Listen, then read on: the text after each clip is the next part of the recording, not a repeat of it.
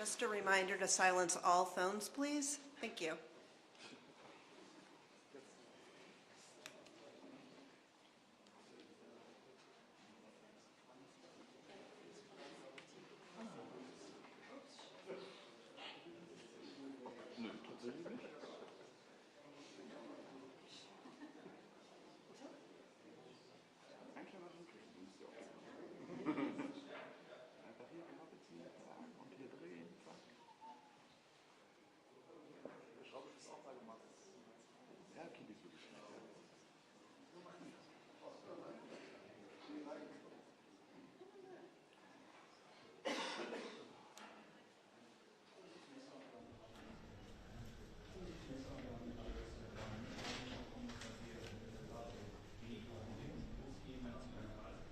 Grazie.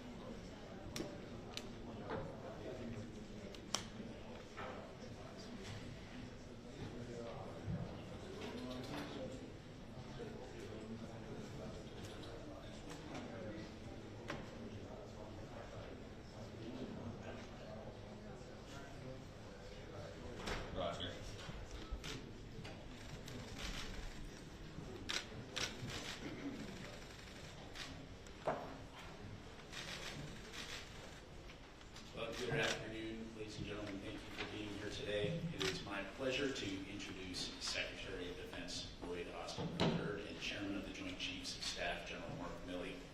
The Secretary and the Chairman will deliver opening remarks, and then we'll have some time to take a few questions. Please note that I will moderate those questions and call on journalists. Due to time constraints, I would ask those I call on to limit their follow-up questions to give your colleagues a chance to ask their questions, and I appreciate your assistance with this. With that, Secretary Austin. Thanks, Patrick. And good afternoon, everyone.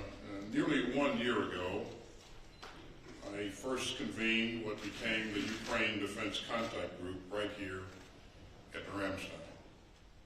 Our goal was to improve the coordination of our support for Ukraine as it fought back against Russia's reckless and lawless invasion. Over the past year, this contact group has become an extraordinary community of action within the principles of democracy and freedom and sovereignty. So we're all back here at Ramstein a year later to build on that impressive progress. Over the past year, the members of this contact group have provided tremendous capability to Ukraine. Right after Russia invaded, we surged in javelins and stingers. And then we provided Ukraine's defenders with howitzers and HIMARS and other artillery. And we continue to rush in ground-based air defense capabilities and munitions to help Ukraine control its sovereign skies, and to help Ukraine defend its citizens from Russian cruise missiles and Iranian drones. Our collective efforts have made a huge difference on the battlefield. And now, in just a few short months, the contact group has delivered more than 230 tanks, more than 1,550 armored vehicles and other equipment and munitions to support more than 9 new armored brigades.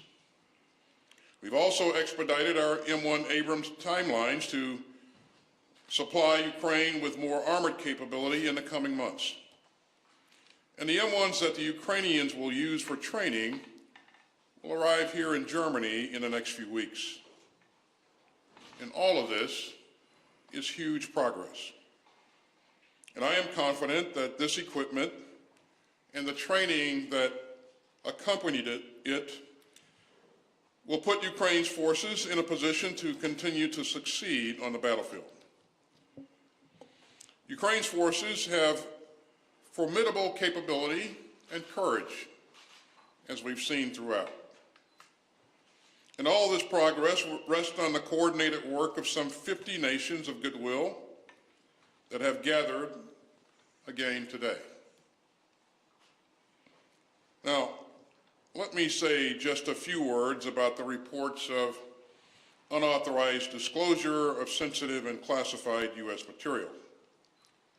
I take this matter extremely seriously, and we will continue to work closely with our deeply valued allies and partners in a spirit of abiding respect and friendship. As I've discussed this issue with our allies and partners, I've been struck by their solidarity and their commitment to reject efforts to divide us. So nothing will fracture our unity or reduce our determination. Now, I'm grateful to my good friend, Oleksiy Reznikov, for joining us at Ramstein. And he once again gave us all a firsthand account of the battlefield dynamics, highlighting Ukraine's most urgent needs in the critical months ahead. We also heard from my colleagues in U.S. European Command about the progress on building Ukraine's combat power as Ukraine prepares to push back the lines of Russian invaders. And we talked about key enablers that will help Ukraine repel Russian forces, such as heavy equipment and transport vehicles and refuelers and mine rollers. And I'd like to thank those here who announced donations of these important systems, including Germany and the Netherlands. We also discussed ways to intensify our sustainment and industrial base initiatives. Now, Russia has continued its assault on civilian targets in Ukraine, including schools and theaters and apartment buildings. And those targets have absolutely no military value whatsoever. So we're helping Ukraine defend its citizens and its skies against Russian missiles and Iranian drones. Now, many contact group members have stepped up with new air defense systems and critically needed ammunition for those systems. And we're going to stay focused on the key capabilities that Ukraine needs right now, as well as in the medium term. Now, we also heard today from the European Union on its proposal to speed up the production and delivery of ammunition for Ukraine. And more countries are thinking about how they can increase industrial production, not just for the near term, but also for the medium term and the long term. And that is a powerful reminder that we stand with Ukraine's defenders for the long haul. You know, Putin made a series of grave miscalculations when he ordered the invasion of Ukraine more than a year ago.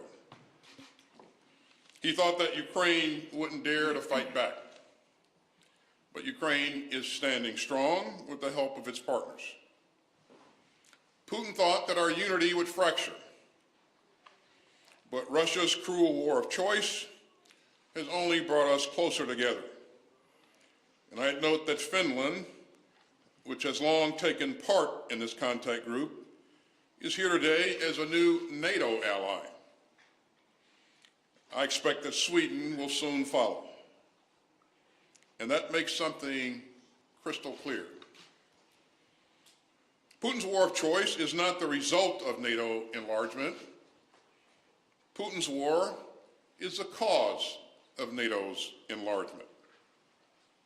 You know, when I first convened this contact group, I saw nations of goodwill that were eager to help Ukraine resist Russia's imperial aggression.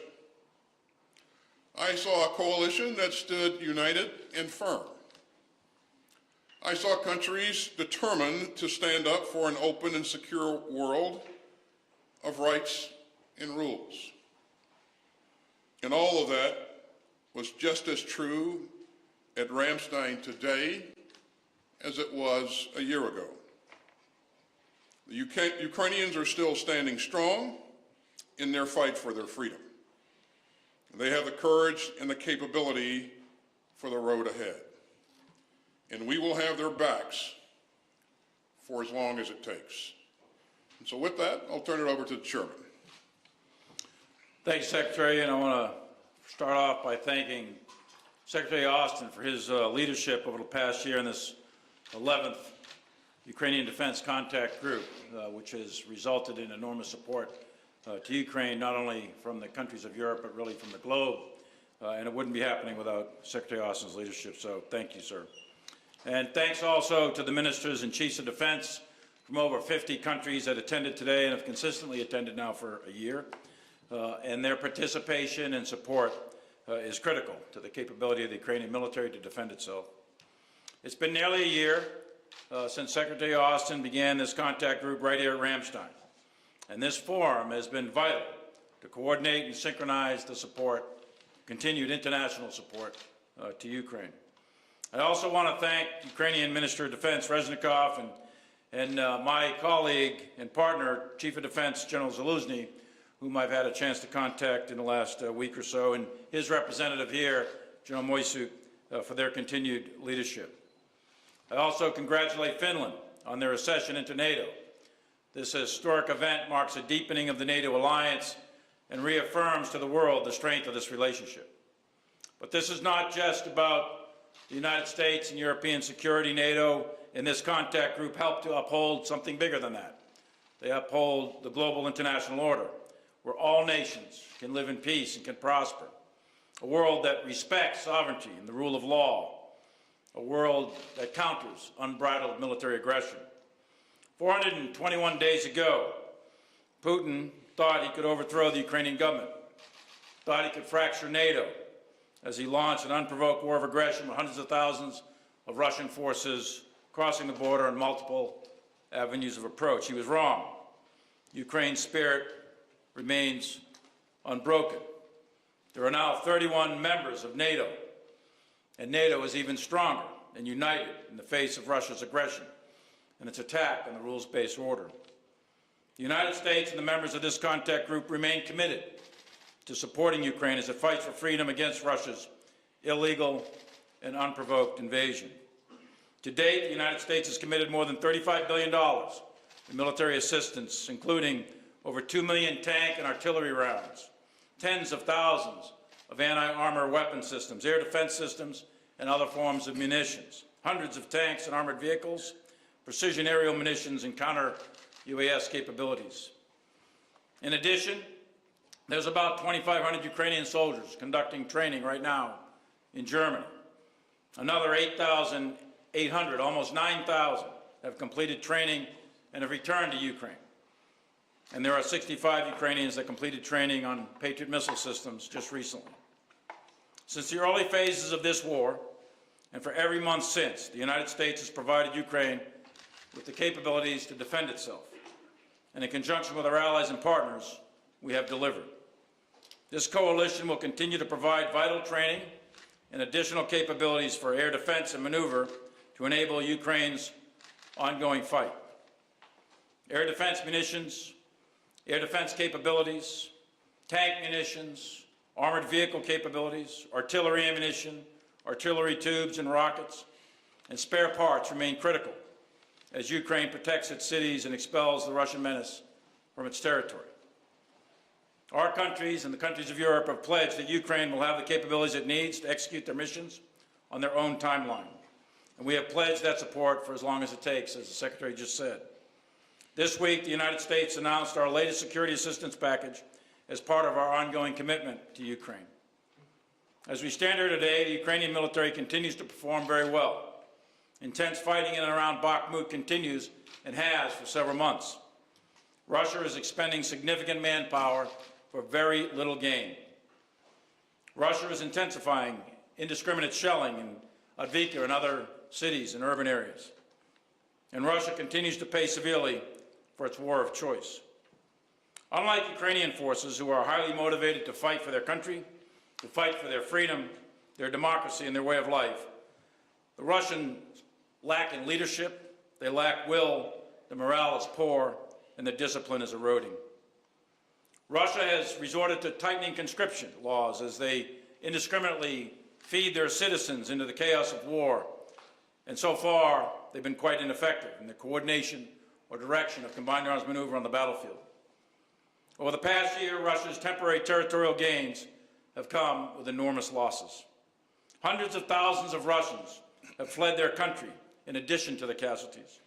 They are trying to avoid fighting in Putin's war. Russia continues to fail in achieving its strategic objectives. They failed to seize Kyiv, they failed to topple the Ukrainian government, and they failed to fracture NATO. In fact, they've done just the opposite. Kyiv stands, the people of Ukraine are emboldened, and NATO has never been stronger. As President Biden and Secretary Austin have repeatedly said, the United States remains committed for as long as it takes. Thank you, and I look forward to your questions. Thank you, Mr. Secretary. Thank you, Chairman. Our first question will go to Rachel Cohen, Defense News. Hi, thank you for doing this. I have one question for each of you. Mr. Chairman, we know from the recent leaks that the Pentagon was bullish on Ukraine's chances of retaking much territory in this spring counteroffensive. Is that still your assessment now, or what has changed? And are you concerned that spring conditions on the ground will slow things down? And then for Secretary Austin, looking at the current crisis in Sudan, what lessons learned from the Afghanistan evacuation are shaping your efforts to prepare to get U.S. Embassy staff out of Sudan, and has the State Department asked you to begin that process? Well, let me start by saying that I'm not going to comment on future operations specifically, or any of the substances in any of these leaks that are out there. But I will say that our task and our commitment to Ukraine was to provide the training and the equipment for up to 9 brigades, armored mech brigades, to conduct either offensive or defensive operations. Those brigades are trained, they're manned, and they're equipped, and they are prepared for combat operations. So whenever and wherever Ukraine chooses to use them, we will continue that support, and I am very confident in those units' ability to succeed. Regarding Sudan, the department, through our headquarters at AFRICOM, continues to monitor very closely the situation on the ground, and we continue to coordinate with the State Department to make sure we have a common vision of what the situation is. We always want to make sure that we're doing prudent planning, which is what we're doing. We've deployed some forces into theater to ensure that we provide as many options as possible if we are called on to do something, and we haven't been called on to do anything yet. No decision on anything has been made. And for operation security purposes, as you would guess, I won't specify, where those troops move to, but our focus is to make sure that we continue to do prudent planning, and that we create and maintain as many options for our president as possible. Thank you. Our next question will go to Ute Spanenberger, ARD. My question is going to both. Calling fighter jets. Ukraine said that they need more fighter jets. Poland has just delivered MiGs. Did you talk about fighter jets and how helpful could they be for Ukraine? Right now, what we all believe is what Ukraine needs most urgently is ground-based air defense capability. That is what has enabled them to prevent the Russian air forces from having a meaningful impact in this fight. And so you've heard us say that for the last several months. We will continue to say that because that is what is most important in the current and the future fight, the immediate future. We have to make sure that the Ukrainians have the ability to protect their infrastructure, protect their citizens, but also protect troops if the troops are maneuvering. So we continue to engage our partners and allies and emphasize that we need to do everything we can to ensure that Ukraine has adequate air defense, ground-based air defense capability. And I have to applaud the work that our partners are doing. Where possible, they're stepping up to the plate. I believe that we can still do more, and I'm asking them to do more, and I believe that they will respond. Okay. Our next question will go to Will Dunlop, Agency France Press. Thank you. Secretary Austin, are contact group members working to speed up deliveries of military supplies, especially key items such as artillery rounds, ahead of Ukraine's counteroffensive? And does Ukraine have the items it needs for that offensive? And Chairman Mіллі, do you think the Abrams tanks will have a significant impact once they arrive on the battlefield in Ukraine? The U.S. has previously expressed concerns about logistics and sustainment for the tanks. Have those concerns been sufficiently addressed? Thank you. Yeah, so several months ago, as we set out to plan, as our people set out to plan with Ukrainian partners, we outlined the parameters for potential operations, and we designed the support that would be required to support those operations, and we laid that out in detail, and that set us on a path to generate combat power, combat capability. You've heard us talk about the combat platforms, the tanks, the Bradleys, the Strykers, Martyrs, CV-90s, and all of the sustainment that goes along with that, and all of the munitions required to be successful. As you just heard, both what the chairman and I said, this was really difficult work. But we have met our initial goals to provide what's required to get started, and we know that combat is dynamic, complex, and so we understand that we're going to have to continue to sustain Ukraine's efforts going forward when the fight starts and long after the fight continues. So on the M1 tank, I'm biased, but I think the M1 tank's the best tank in the world. There are other tanks that are quite good. Leopards, for example, are being provided as well. But I do think the M1 tank, when it is delivered, will make a difference. Now, let me distinguish between, in a couple of weeks, you're going to get training tanks. Those aren't quite combat capable, and they'll be used to train the crews on how to shoot, maneuver, and maintain these tanks, and that'll be part of the sustainment package to get them trained up as the other tanks are being refurbished in order to accelerate their delivery. But when they do get here, and those crews are trained and they're used in a combined arms maneuver tactic in combination with mech infantry, the Bradleys, they'll be very effective. But I would also caution there's no silver bullet in war. The outcomes of battles and wars are the function of many, many variables. And in this case, you would have to make sure that your tanks are used in combined arms with mechanized infantry, artillery.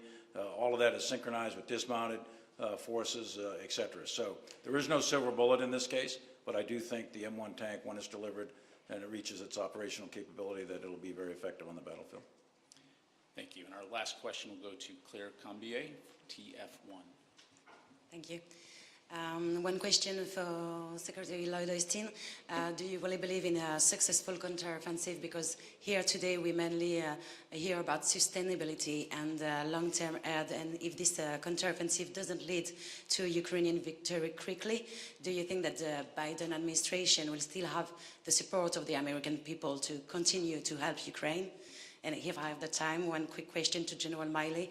You have been asked about jets, but is there any chance that the United States changed the mind about the delivery of F-16? Thank you. So, Claire, your question is whether or not we can expect to continue to have support for Ukraine. Well, we've enjoyed strong support from the American people throughout for this effort, this campaign. And that support has enabled the Ukrainians to be as successful as they have been on the battlefield. I have to credit the Ukrainians for their will to fight, for the ingenuity, for their professionalism, for their leadership. But even when you have all of that, you can't get it done unless you have the right gear and you are able to sustain your efforts. And so we've worked together to help create the dynamics that we've seen thus far. We're going to continue to work. So we've enjoyed support from the American people throughout. I am very hopeful that we'll continue to see that same level of support. And again, this is not just important to the Ukrainian people, it's important to the world. This is about the rules-based international order. This is about, a bully not having the ability to trample his smaller neighbor at will. And this is about protecting or providing the opportunity for a country to protect its sovereign rights. So on the F-16 or any other fourth-generation aircraft from any other country, first of all, those are policy questions that will be made by political leaders. But from a military perspective, the task is to control the airspace. How you control that airspace can be done in many, many different ways. The most cost-effective, efficient, and way to do that right now for Ukraine, and the fastest way to do that for Ukraine, is through air defense. They've been doing it for over a year now. They've been denying the airspace to effective Russian use. The Russians have been flying some sorties into Ukraine, but limited amounts of sorties over Russian-occupied Ukraine. The Russians have not done battlefield air interdiction deep into Ukraine territory, except through missiles and rockets that have been fired from over Russian territory. Why is that done by the Russians? Because the Ukrainians are shooting Russian aircraft down. So the Russians are cautious to come into Ukraine because of the effective use of the Ukrainian air defense system. That is the most critical thing right now, is that air defense system, to make sure that it is robust, it's rigorous, it's deep, and it's layered from high altitude to mid altitude to low altitude, and from short range, mid range to long range. And the frontline forces, the Ukrainian frontline forces, need to be protected. That's the most important critical military task right now. That was the theme of this entire day, was air defense, air defense, air defense, to make sure that Ukraine can defend its airspace. In terms of the aircraft themselves, there's a long lead time for training of pilots, etc. And the Russians have a significant amount of air power. And to take the Ukrainian Air Force from where it is today and to build it up to match the Russian Air Force, that's a significant level of effort by lots of countries. And those policy choices may or may not be made down the road. And we'll see where that goes. But right now, the immediate need is air defense. Secretary Austin, General Milley, thank you very much, gentlemen. Ladies and gentlemen, this concludes our press briefing. Thank you very much for joining us today. Thanks, everybody.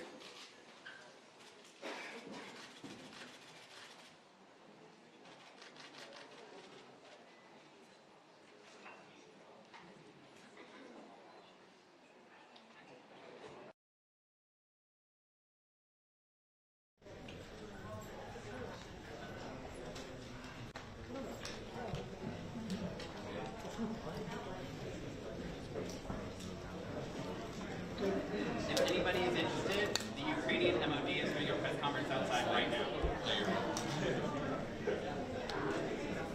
He's waiting for everybody. Well, he's going to come out once you get out there.